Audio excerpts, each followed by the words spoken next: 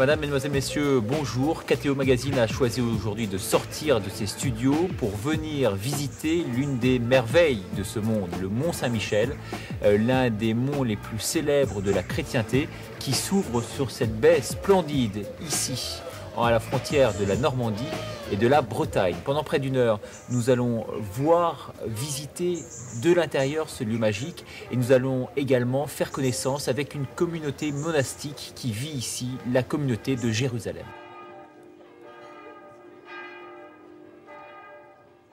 Alors, ma sœur, que vous inspire ce lieu qui est le vôtre ici? Déjà, ce lieu porte vraiment beaucoup à la prière, du fait de sa configuration, ce rocher et puis cette abbaye qui se dresse vers le ciel, qui est comme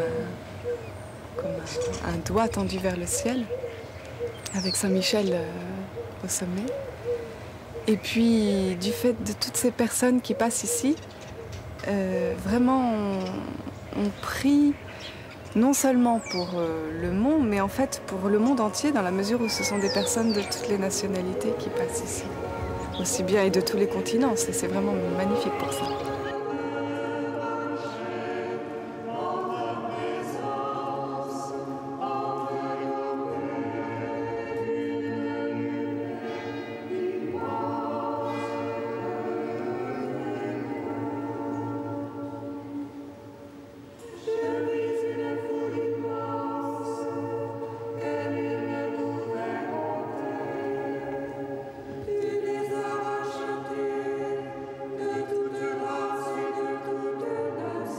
Frère, est-ce que vous pouvez d'abord nous expliquer le pourquoi de cette communauté ici? Le pourquoi, c'est d'abord un appel de l'Église, puisqu'il y avait une communauté monastique ici qui était revenue dans l'abbaye depuis les alentours des années 70. Et puis il a fallu trouver une communauté qui succède pour une présence de prière ici. Et l'évêque de Coutances et Avranches a contacté notre communauté, les fraternités monastiques de Jérusalem, pour venir prendre la succession. Et ce lieu magique où nous sommes a bien sûr toute une histoire, puisque c'est à l'aube du premier millénaire qui s'est construit. Exactement, oui, on est là dans la lignée d'une longue histoire religieuse, puisque la première communauté religieuse avérée au Mont est arrivée au début du 8e siècle. Et puis ensuite, il y a une disparition donc, au moment de la Révolution. Oui, avec la Révolution, il y a eu ce drame dont a beaucoup souffert la région, en particulier ici, et puis ce drame aussi de l'anticléricalisme, puisque à la fin du XVIIIe siècle, la communauté religieuse qui était présente ici a été chassée. Le mont Saint-Michel a été débaptisé pour être appelé le Mont Libre, et il a été transformé en prison, où on a accueilli d'ailleurs en priorité les prêtres réfractaires qui refusaient de signer la convention civile du clergé. Donc une histoire un peu lourde, un peu douloureuse, qui a connu des hauts et des bas.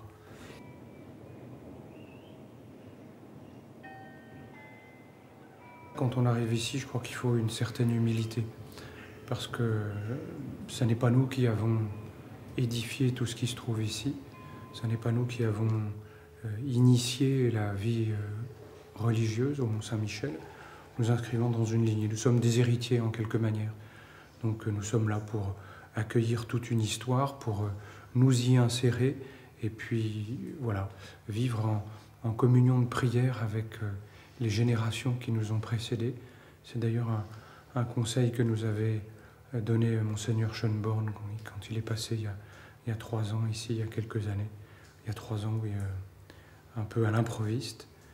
Et voilà, bon, une discrétion, un accueil de tout cet héritage multiséculaire et assez épatant. Pour que je puisse soutenir les blessés, il fait surgir une parole. Matin après matin, il éveille mon oreille. Pour que j'écoute comme un disciple, le Dieu qui m'ouvre l'oreille.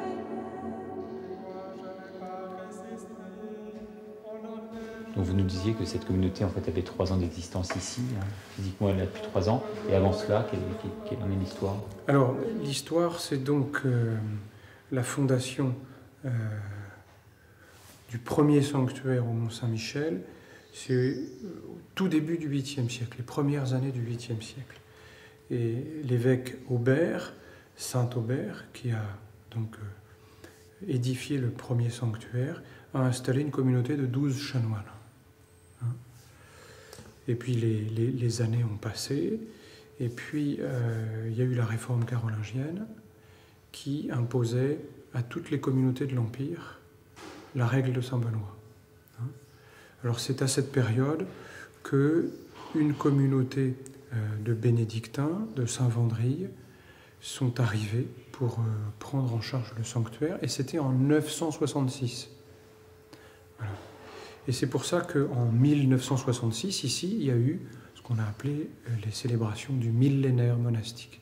C'est-à-dire ça faisait 1000 ans que la première communauté, à proprement parler monastique, est arrivée ici au Mont-Saint-Michel. Et alors, le moine qui a été chargé d'organiser cette venue de moines pendant 1 an, en 1966, puisqu'il n'y avait plus de présence depuis, en gros, la Révolution, mis à part une petite coupure jusqu'en 1905, eh bien, s'appelle Bruno de Senneville. Il est moine originaire du monastère du Bec-et-Loing, et donc il a organisé la présence d'une communauté religieuse, d'une communauté monastique bénédictine pendant 1 an ici au Mont-Saint-Michel, 1966. Et puis à la fin, tout le monde est parti évidemment, puisqu'on avait dit que c'était pour 1 an, lui a demandé à rester. Ça n'était pas prévu au programme, il a fallu qu'il aille chercher à droite dans tel et tel ministère, puis aussi auprès de son abbé, l'autorisation. Et puis finalement, il a obtenu l'autorisation de venir revivre ici au Mont-Saint-Michel une vie monastique qui dure. Alors, c'est comme ça qu'il est resté, puis que petit à petit, des personnes l'ont rejoint pour cette aventure d'une refondation de communautés religieuses au Mont-Saint-Michel. Malheureusement, pour diverses raisons, ça n'a pas pris, et c'est la raison pour laquelle en 2000, nous avons été invités à prendre la suite par Monseigneur Fillet, et que donc nous sommes arrivés le 24 juin 2001.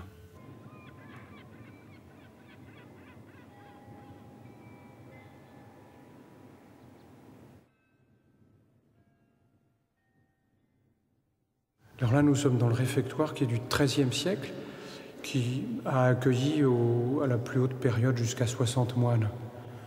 Alors que c'est un réfectoire qui a ce site particulier, c'est que c'est très lumineux. Vous avez un peu plus de tous les mètres une baie qui est haute de plusieurs mètres et qui laisse rentrer la lumière de part et d'autre, ce qui fait qu'au milieu de la journée, vous n'avez aucune ombre portée quasiment sur le sol. C'est un lieu très lumineux avec une lumière très diffuse, très, très paisible et qui est très favorable au repas pour les moines qui sont pris dans une atmosphère de prière avec une lecture faite par un moine qui est sur un perchoir sur la droite là-bas. Voilà, un lieu tout à fait splendide et je crois assez unique en son genre. Alors ce réfectoire, la communauté en profite 1 ou 2 fois par an à l'occasion de grandes fêtes liturgiques comme la nuit de Noël ou la nuit de Pâques. L'administration des monuments historiques nous autorise à utiliser le réfectoire pour, après la liturgie de la nuit, accueillir les fidèles autour d'un chocolat chaud et puis pour pouvoir avoir un temps un peu fraternel. Donc c'est en gros les 2 seuls moments de l'année où la communauté profite un peu de ce lieu. Oui.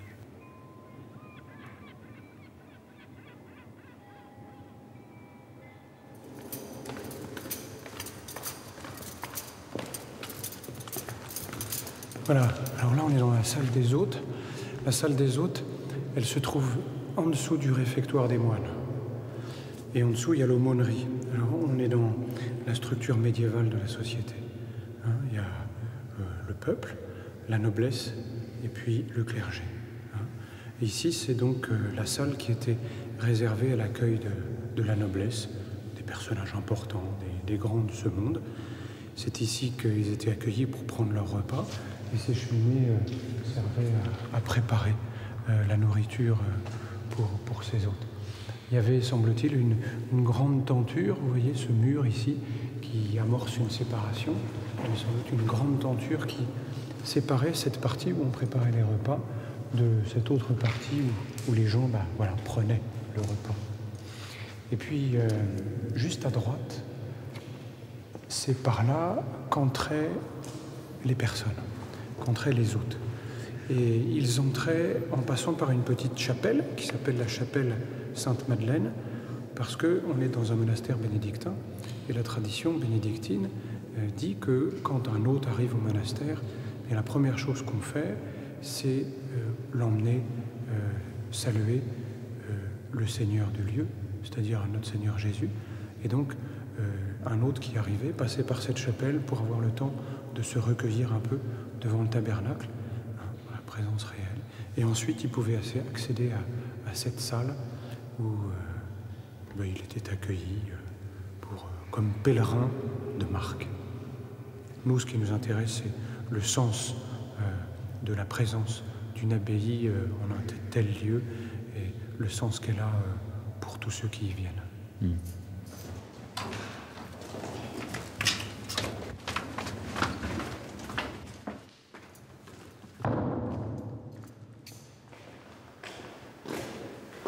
Voilà, alors nous trouvons la chapelle dite Notre-Dame des 30 Cierges, qui porte ce nom parce que la tradition raconte qu'à l'issue du chant des comblis le soir, dans l'abbatiale, les moines récupéraient 30 cierges sur une couronne de lumière qui était suspendue dans l'abbatiale et descendaient ici pour piquer leurs cierges et chanter le Salve Regina. Voilà, une très belle tradition.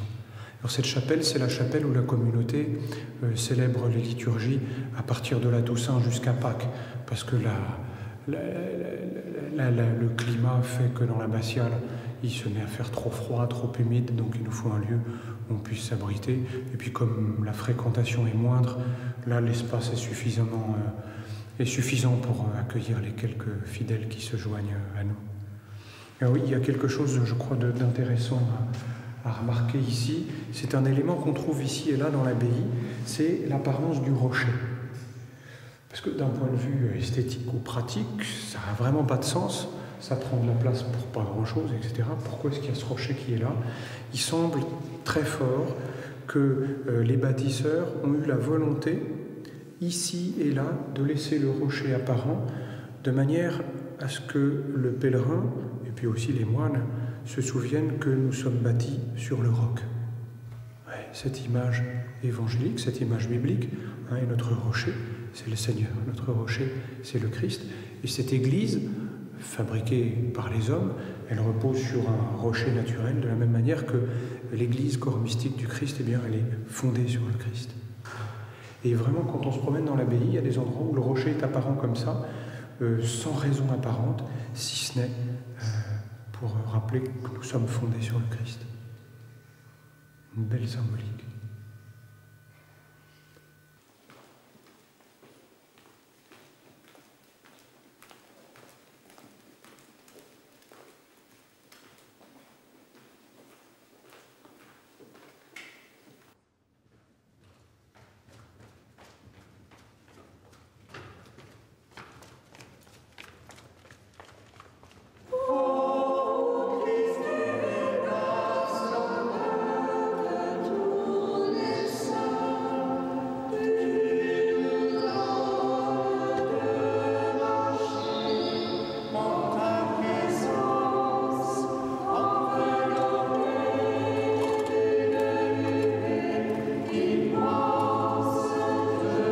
Ans ici, c'est une toute jeune communauté.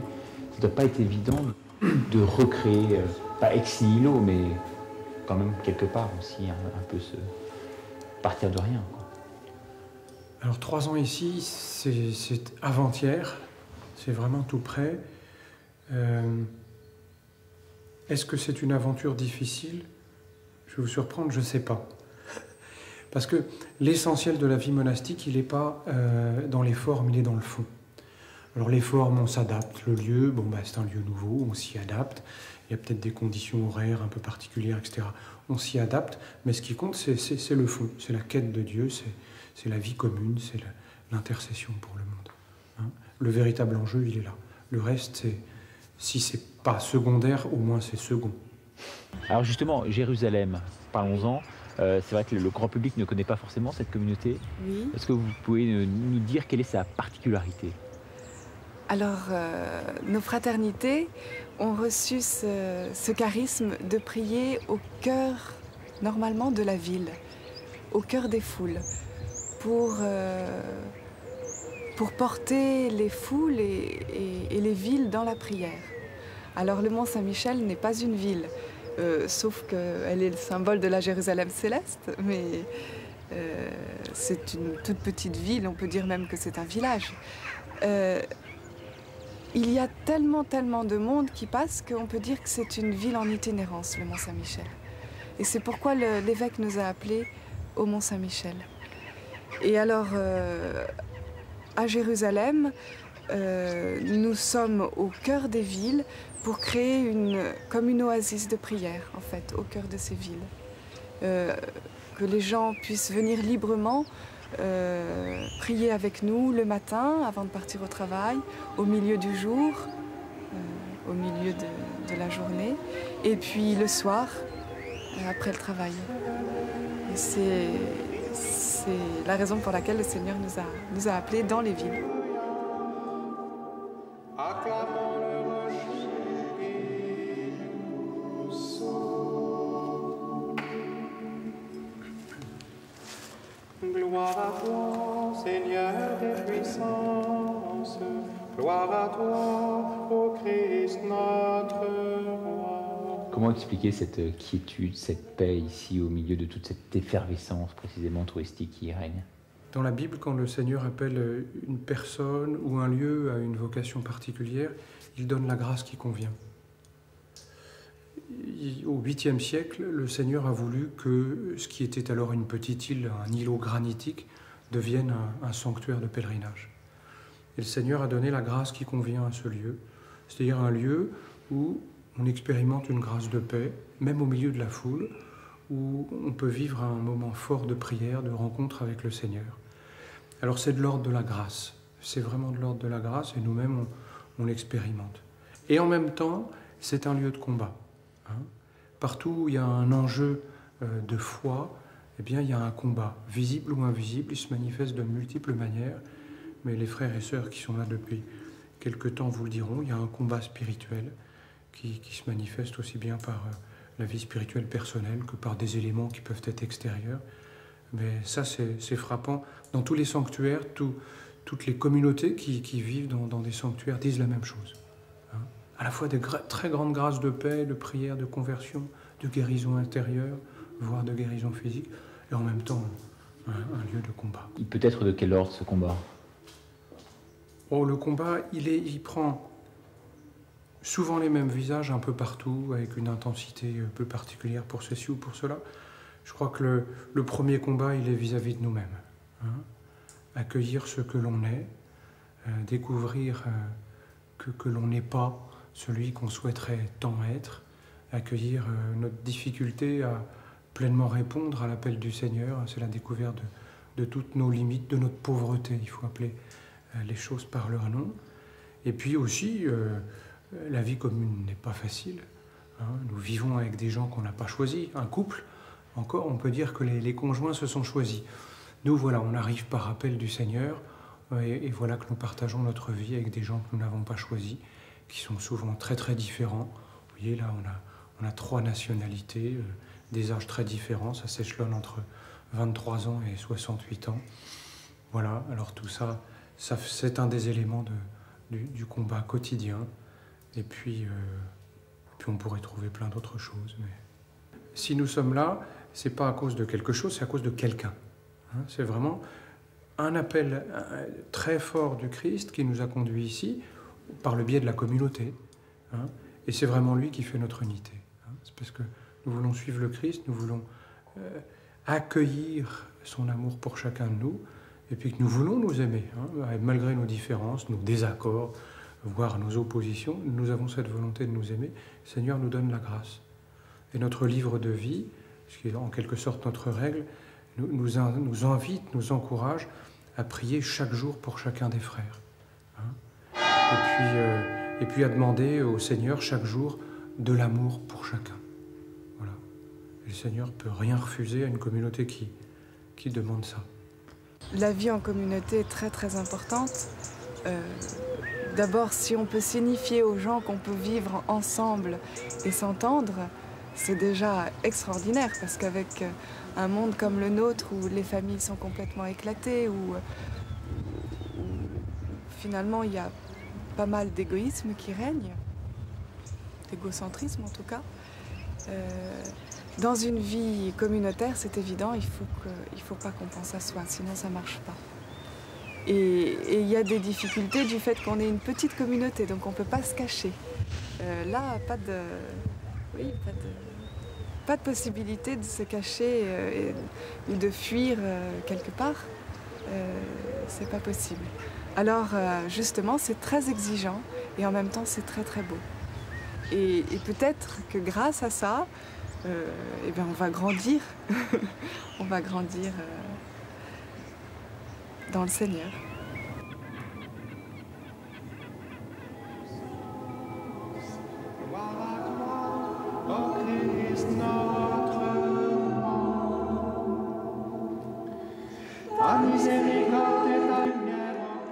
Vous consacrez toute une partie de vos activités vraiment à travailler et à produire.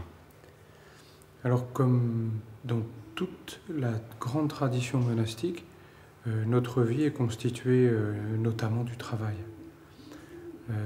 Habituellement, dans nos fraternités monastiques, nous nous efforçons de travailler à mi-temps à l'extérieur pour gagner notre pain. Alors ici, c'est un petit peu difficile de le vivre pour tous parce que le lieu est particulier, les déplacements sont difficiles, mais effectivement, quelques sœurs travaillent dans une librairie du village ainsi qu'un frère. Et puis, nous avons toute une part de la journée, effectivement, qui est attribuée au travail, à la préparation d'accueil de groupe, la préparation des liturgies. Est-ce que vous pouvez nous expliquer, ma sœur, de quoi vit exactement la communauté? L'hôtellerie, notamment, est très importante dans le cadre des recettes. Non, c'est une partie des recettes. Nous avons une toute petite hôtellerie de 5 chambres donc, et d'un accueil maximum de 8 personnes. Donc, nous avons d'abord des sœurs qui travaillent à la librairie.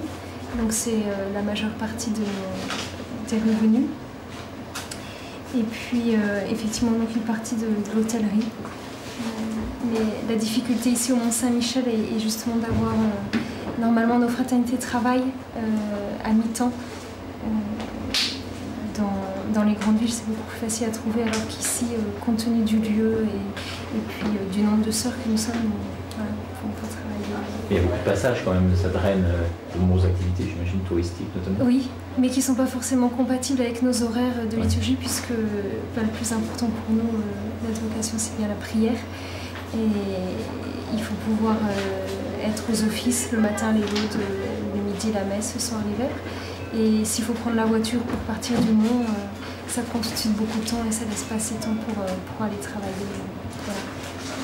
Alors on va demander à l'autre sœur également, concernant la liturgie, vous pouvez nous en dire un mot peut-être, ma sœur aussi.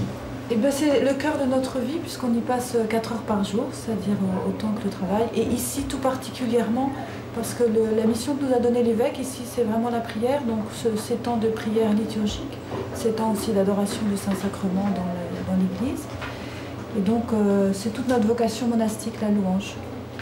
Donc d'accueillir dans la louange tous ceux qui passent. Donc nous avons des répétitions de chants régulièrement pour apprendre des chants. Et c'est une très grande joie parce que on est voix d'homme, voix de femme, c'est complémentaire et donc ça donne toute une plénitude. Et puis au ciel, on sera comme des anges, on chantera à 4 voix. Quand est-ce que vous aviez souhaité venir? Quand est-ce que vous aviez souhaité? Ça, c'est Marie-Gabrielle qui l'enregistre. D'accord, donc on en est là-bas. Je le pose là pour le moment. C'est les petites bougies dévotives. On est moine et monial, donc on est d'abord des contemplatifs, mais on est ouvert sur la ville, sur les gens qui passent. Ça, c'était très très important pour moi aussi. Cette dimension toute simple d'être avec, d'être là et de semer de la prière partout où je serai envoyée. Notre Père, qui es aux cieux, que ton nom soit sanctifié, que ton règne vienne, que ta volonté soit faite sur la terre comme au ciel. Donne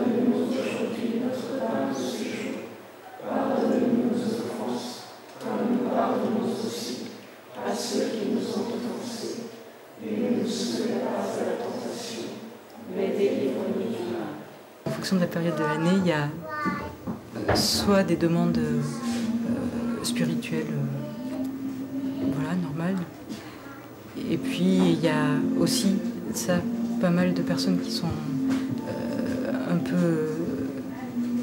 qui ont beaucoup de difficultés, de problèmes dans leur vie, et qui cherchent en fait des solutions un peu dans tous les sens.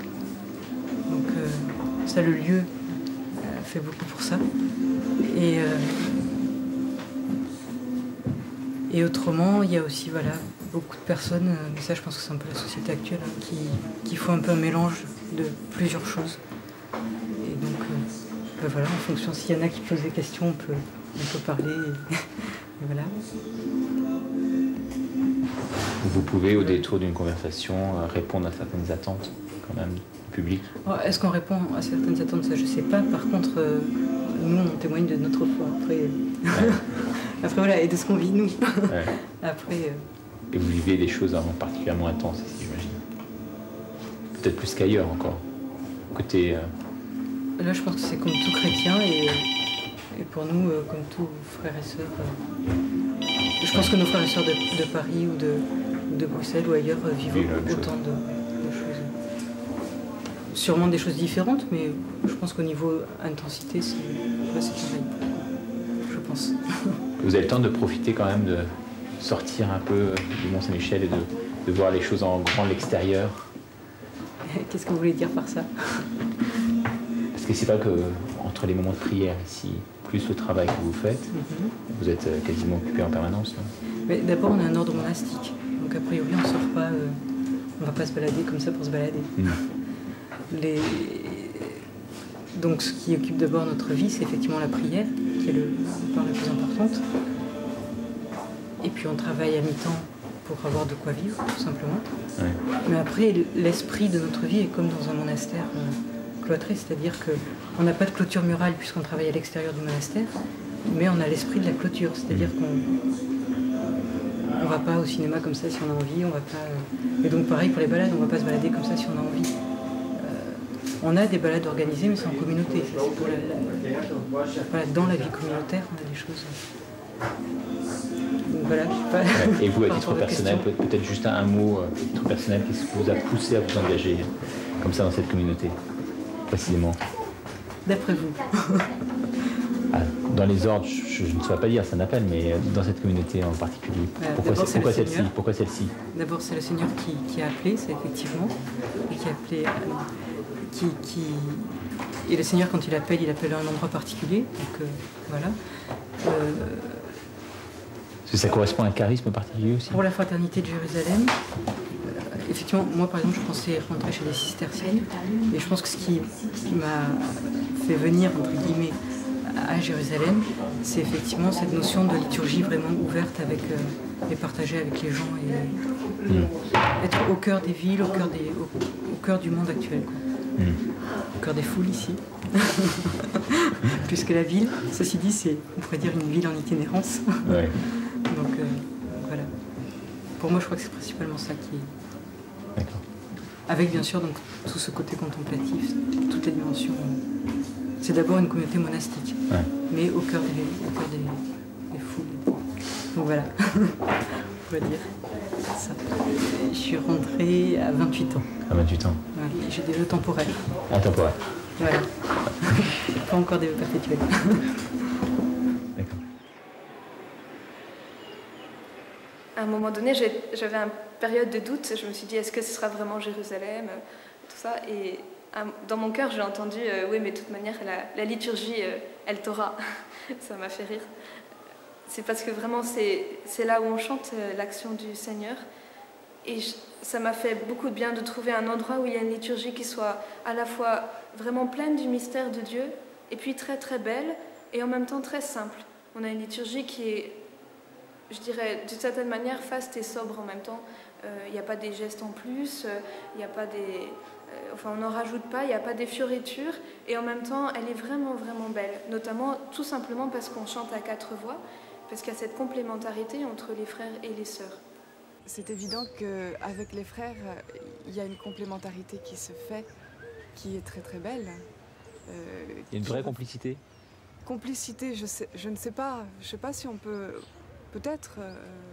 Mais en tout cas, complémentarité, oui, ça c'est sûr. On est frères et sœurs, c'est sûr. On est frères et sœurs d'une même famille, même si on est deux instituts séparés, avec deux gouvernements séparés. Et on se retrouve quand même pour les liturgies. Et c'est extrêmement riche pour nous, hein. La complémentarité, ne serait-ce que des voix d'hommes et des voix de femmes, mais aussi parce qu'on n'est pas fabriqués pareil et que pour certaines choses, ils penseront à des choses et nous, on pensera à d'autres. Et grâce à ça, le Saint-Esprit fait son œuvre. Alors il y a 3 temps de prière liturgiques communs, frères et sœurs, les laudes le matin, la messe au milieu du jour, et puis les vêpres en fin de journée. Mais la prière, évidemment, ne se limite pas à ça, parce qu'il y a des temps d'oraison, donc de prière silencieuse, soit en solitude, soit en commun. En commun, on le vit avant les laudes le matin et avant les vêpres l'après-midi. Et puis, une grâce ici, comme dans en général chacune de nos communautés, c'est l'adoration du Saint-Sacrement. Le Saint-Sacrement est exposé tous les après-midi dans l'église abbatiale, lors même qu'il y a des centaines de touristes en train de visiter, donc dans la chapelle axiale, qui est le lieu à peu près le plus calme de l'abbatiale. Et là, le Saint-Sacrement est exposé tous les après-midi. Les frères et sœurs se relayent devant le Saint-Sacrement. Et puis, voilà, on porte tout ce monde qui passe dans la prière. Et puis, on entend bien, parce qu'ils sont derrière nous, qu'il y a des gens qui passent, qui s'arrêtent, qui prennent un moment pour prier. Une heure et quart, nous allons faire un long voyage ensemble, puisque nous allons. Moi, je vous invite à vous envoler et à remonter le temps, et remonter le temps jusqu'au 8e siècle. Alors justement, on peut se poser la question, quel type de prière faites-vous? Vous voyez ce matin, vous filmez justement lors des laudes. Sans indiscrétion, mais il ne faut pas être dans votre cœur, bien entendu, mais vous pensez à qui ou à quoi? Alors moi, quand je prie le matin, je pense à toutes les personnes qui me sont confiées déjà, qui me sont confiées par plein de monde qui passe ou des personnes que je connais. Et puis je pense à toutes celles que je ne connais pas, qui vont passer ici, qui vont fouler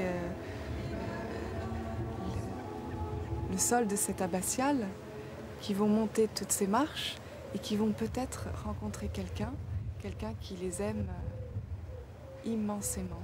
Et voilà, c'est ce désir que j'ai au fond du cœur, que chacune de ces personnes qui passent au Mont-Saint-Michel puisse faire cette rencontre avec Dieu.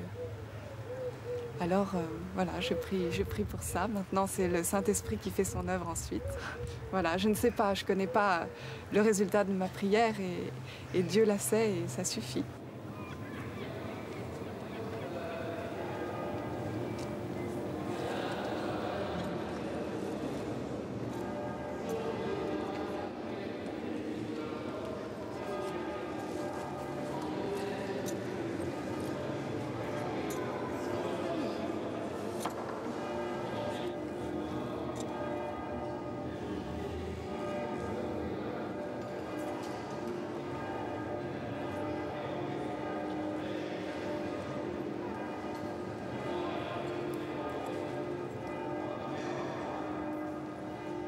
Quand on voit des gens qui viennent pour la communion, qui ont enlevé leur casque, qui suivaient une visite et manifestement ils se sont arrêtés, ils viennent communier et quand on les voit, ils sont souvent bouleversés.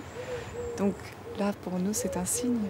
Ou quand on va leur donner la paix du Christ aussi, ça les touche beaucoup. Donc, et puis, il y a des retours ensuite, des personnes qui nous disent avoir retrouvé un sens à leur vie ou retrouver l'Église, qui ne croyaient pas comme ça en fait. Parce qu'il y a beaucoup d'a priori contre l'Église finalement. Et du coup les gens sont plongés tout d'un coup sans y avoir pensé, c'est pas du tout prémédité. Ils font une visite et ils se retrouvent au cœur de la liturgie, comme ça.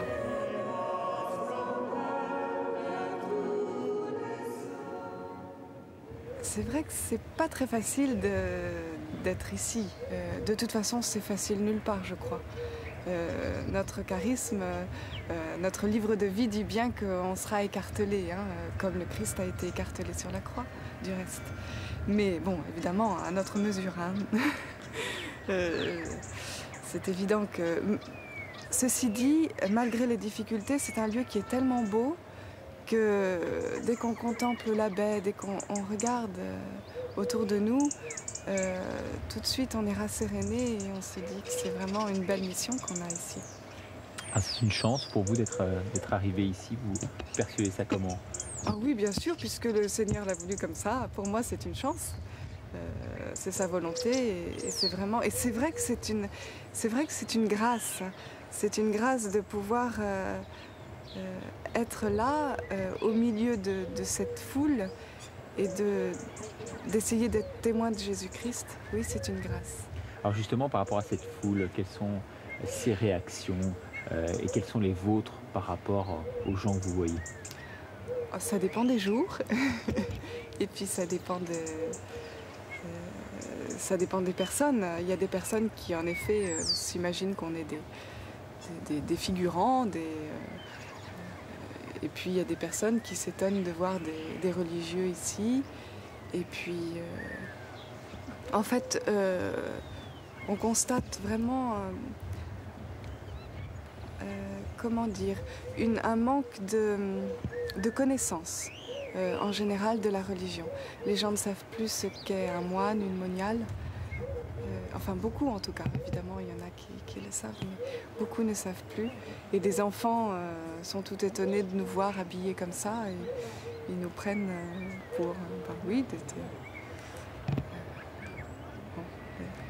pour d'autres personnes que ce que nous sommes en tout cas.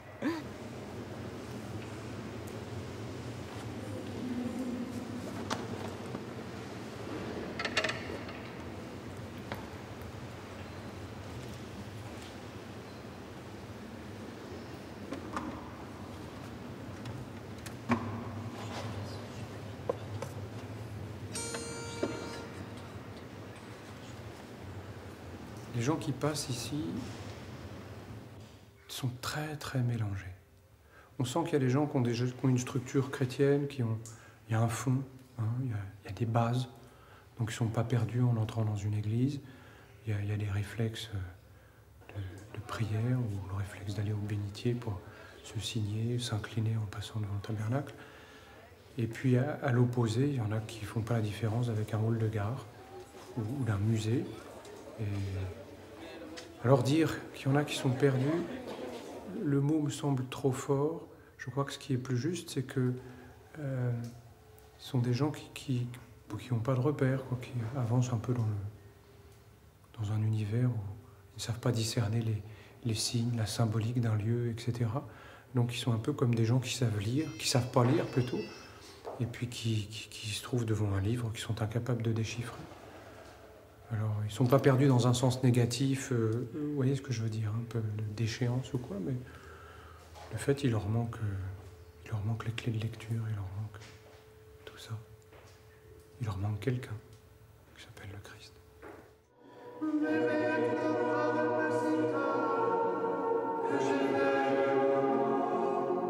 Et vous-même, dans votre parcours, qui est le vôtre, vous avez trouvé dans cet univers ici, très particulier, toute la plénitude, je dirais, de réflexion et de potentialité nécessaire à l'épanouissement d'une personne. Ce qu'on découvre en arrivant ici, peut-être d'une manière plus spéciale, notamment par la beauté de la création, quand on contemple la baie, ou la beauté de l'architecture ici, c'est une prise de conscience plus forte de la promesse qui nous est faite. La baie, elle nous rappelle la réalité de la création, hein, l'acte créateur de Dieu, qui fait toute chose belle, hein, et promise à quelque chose. Et puis l'architecture ici, hein, l'abbaye du Mont-Saint-Michel, elle est une image de la Jérusalem céleste, ce qui nous attend. Hein. Alors, moi, ce que je découvre un peu plus fort en arrivant ici, c'est ce à quoi je suis appelé, et tout le chemin qui me reste encore à parcourir. Et en même temps, je découvre que je découvre de plus en plus que mes limites sont terribles, et parallèlement de plus en plus que c'est vraiment la miséricorde seule du Seigneur qui sauve. C'est vraiment Dieu qui nous sauve. On arrivera là-haut, comme disait la petite Thérèse, les mains vides, sans aucun mérite. Et ça, ce lieu me le fait comprendre. Il y a une promesse formidable de la part du Seigneur qui nous a révélé, et en même temps cette réalité que voilà, la Jérusalem céleste, on va y parvenir par pure grâce. Alors c'est encourageant. Et déjà, nous sommes des personnes qui sont consacrées à Dieu. Nous portons un habit qui exprime qui signifie cette consécration. Et donc, nous sommes, je dirais, intercesseurs pour toutes les personnes qui passent.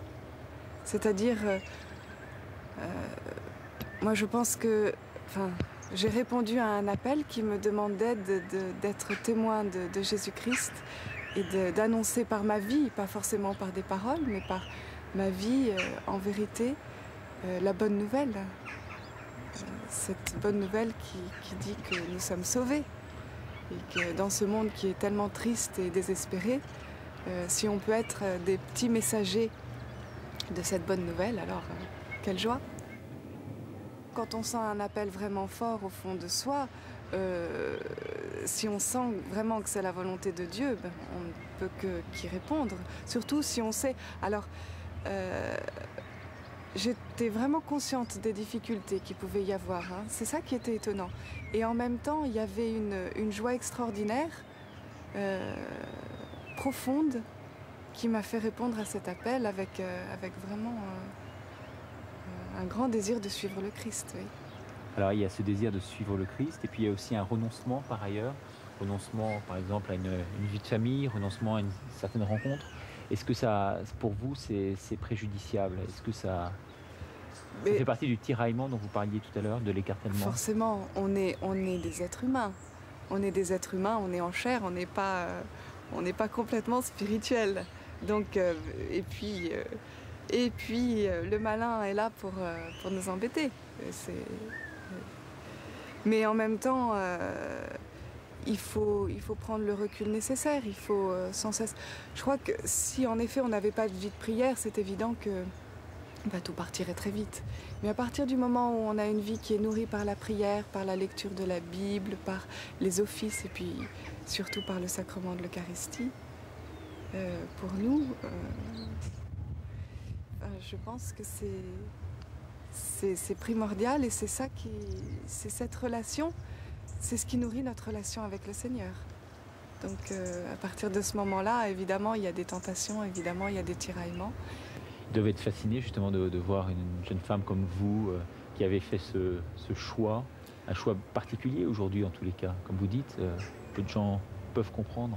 Oui, c'est vrai que peu comprennent, mais au fond, je pense qu'ils savent que...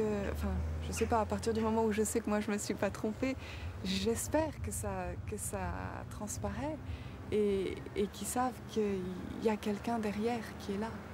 Sinon, évidemment, ce n'est que de la fumée, ça sert à rien. Et cette personne, c'est vraiment la personne pour qui vous avez donc consacré toute votre vie. Oui. Ça a mûri chez vous très tôt. Cet appel dont vous parliez tout à l'heure est venu tôt. C'est-à-dire, j'ai eu un appel en effet quand j'étais petite, mais je l'ai vite évacué. Et puis c'est revenu après, je pensais absolument pas. Après, je travaillais comme tout le monde, mais j'allais régulièrement à Saint-Gervais, en effet, prier avec les fraternités monastiques de Jérusalem. Et puis j'ai eu cet appel, et alors là, à partir de ce moment-là, ça n'a pas fait l'ombre d'un doute, et voilà. Voilà, je suis rentrée. Et pour toute votre vie ici? Est-ce que vous faites vœu de stabilité? Non, nous ne faisons pas vœu de stabilité. Donc je suis au Mont-Saint-Michel aujourd'hui, mais je peux très bien être retournée à Paris, ou aller à Vézelay, ou aller à je ne sais où, dans une prochaine fondation. À la grâce de Dieu. L'important, c'est d'être stable dans le cœur de Dieu. Voilà.